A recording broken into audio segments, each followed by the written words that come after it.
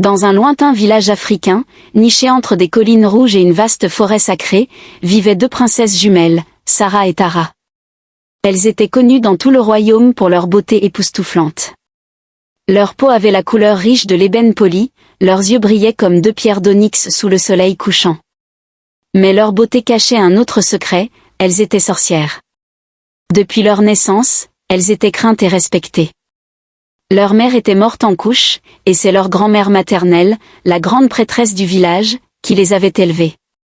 Elle leur avait appris à communiquer avec les esprits, à manipuler les éléments, et surtout à ne jamais laisser leur cœur s'attacher, car l'amour, disait-elle, était une faiblesse. Pourtant, ce secret de famille allait bientôt s'effriter. Un matin, alors que le soleil pointait à peine derrière les baobabs, Paul, un jeune paysan, marchait sur le sentier du marché. Sa carrure était fine mais musclée, son sourire éclatant illuminait même les matins les plus sombres. Ses mains étaient calleuses à force de cultiver la terre, mais son regard était doux comme l'eau d'une source. Surgissant sur son cheval blanc, Sarah apparaît très fière. « Toi, là-bas, quel est ton nom ?» Paul, s'inclinant légèrement. « Paul, princesse. » Sarah lui répondit. « Paul. Quel joli nom. Viens au palais. Je te donnerai de beaux vêtements, de la nourriture et un lit moelleux pour que tu n'aies plus jamais à travailler. » Paul, la regardant calmement. « Je vous remercie, princesse. Mais je suis bien comme je suis. » Sarah resta figée. Personne ne lui avait jamais dit non. Le soir, elle raconta tout à sa sœur Tara. Les deux jumelles s'assirent sur leur terrasse dorée, dominant le village endormi. Tara, qui sourit malicieusement dans son coin, dit « Peut-être que demain, il me dira oui à moi. » Et Sarah lui répondit en soupirant « Nous verrons bien. » Le lendemain, Tara partit sur le même chemin. Elle portait une robe rouge éclatante, tissée de fils d'or et ornée de coris. Elle arrangea ses cheveux en longues tresses décorées de perles blanches avant d'aller à sa rencontre. Quand il a vu Paul, elle lui approcha et dit « Bel homme, où vas-tu ainsi avec tant de fardeau ?» Paul lui a répondu « Je porte ces calebasses d'eau à ma mère. » Tara, touchant légèrement son bras. « Oublie ta mère un instant. Viens avec moi au palais, je te montrerai des jardins si beaux qu'ils feront pleurer ton cœur. » Paul, qui essaie de se dégager doucement, lui dit « Je suis désolé, princesse. Mais je ne veux ni or ni palais. Mon cœur est déjà pris. » Tara lui demanda « Et par qui donc ?»« Par Fatih, la fille du potier. » dit Paul. Les jumelles n'en revenaient pas. Elles savaient qui était Fatih, une simple paysanne, belle certes, mais sans titre, sans or, sans lignée royale. Leur jalousie se transforma en rage glacée. Sarah serra ses poings. « Comment ose-t-elle rivaliser avec nous ?» Tara avec un regard très sombre. « Il faut l'éliminer. » Cette nuit-là, elles organisèrent un rituel interdit. Dans leur salle secrète au sous-sol du palais, elles tracèrent un cercle avec de la farine noire de sorgho, allumèrent cette bougie rouge, et placèrent au centre un petit tissu ayant appartenu à Fatih. Sarah, chuchotant. Par la force de la lune noire, que son corps flétrisse et que son âme se disperse. Tara, chuchotant à son tour. Que son nom s'efface et que son amour meure. Mais alors qu'elles terminaient leur incantation, une étrange brise souffla, éteignant toutes les bougies d'un seul coup.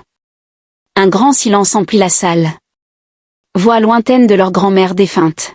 « Mes petites filles, vous n'apprenez donc jamais ?» Les jumelles tremblèrent. Elles savaient que quand la voix de leur grand-mère apparaissait, cela signifiait que la frontière entre les mondes venait d'être franchie. Au matin, Paul se rendit au champ avec Fatih. Main dans la main, ils riaient comme deux enfants. Fatih lui posa une question. « Paul, tu es sûr que ça va ? J'ai entendu dire que les princesses t'avaient parlé. » Paul, lui caressant la joue. « Laisse-les dire. Mon cœur est à toi. Et je te protégerai contre tous, même contre elles. » Et Fatih répondit. « Moi aussi, je te protégerai. » Elle toucha discrètement un petit cori qu'elle portait sous sa robe. Sa grand-mère lui avait dit, « Ce cori te protégera de la jalousie et de la sorcellerie, ma fille. » Les jours passèrent. Les jumelles multiplièrent les sorts. Elles firent pleuvoir des grenouilles sur la maison de Fatih, ses champs se desséchèrent, son puits se boucha mystérieusement. Les villageois commencèrent à murmurer. C'est elle, la sorcière. Elle a ensorcelé Paul. Il faut la chasser avant qu'elle nous apporte le malheur. Fatih pleurait chaque nuit. Paul la consolait en lui chantant de vieilles berceuses que sa mère lui chantait enfant. Paul lui dit ce jour. Ne pleure pas, Fatih. L'amour triomphe toujours. Un matin, alors que tout espoir semblait perdu, un vieil homme à la barbe blanche et aux yeux perçants arriva au village. Il portait un grand bâton orné de coquillages. Il demanda. Où est la fille qu'on accuse d'être sorcière? Les villageois lui montrèrent Fatih. Il la regarda longtemps, puis sourit. Cet enfant est pur comme l'eau de roche. Ce sont d'autres qui sèment le mal. Il leva son bâton vers le palais. Un éclair traversa le ciel, frappant l'une des tours dorées. Tout le village sursauta. Les jumelles accoururent au balcon. Le vieil homme pointa son bâton vers elles. Avec une voix forte le vieil homme cria. Sarah et Tara. Vous avez oublié la loi des ancêtres, l'amour est sacré. Celui qui tente de le détruire sera banni de la lumière. Sarah, essayant de le supplier. Grand sage, pardonne-nous. Tara, qui commence à pleurer. Nous voulions seulement être aimés. Le vieil homme leur répondit. Vous avez cherché l'amour par la force. Vous n'aurez désormais plus rien. Sur ordre du roi, les jumelles furent chassées du village. Elles partirent, pieds nus, sans bijoux, sans honneur, traversant la grande porte principale sous les regards des villageois. Sarah se retourna une dernière fois vers Paul. Ses yeux étaient remplis de larmes et de regrets. Sarah, murmurant faiblement. Si seulement, tu m'avais aimé. Quelques lunes plus tard, le village entier célébra le mariage de Paul et Fatih. Les femmes dansaient en frappant des calebasses remplies d'eau, les griots chantaient leurs louanges, les enfants lançaient des fleurs sur leur chemin. Au coucher du soleil, Paul se tourna vers Fatih, lui tenant la main. Je n'ai ni palais ni or à t'offrir, mais je te promets une vie pleine d'amour et de vérité.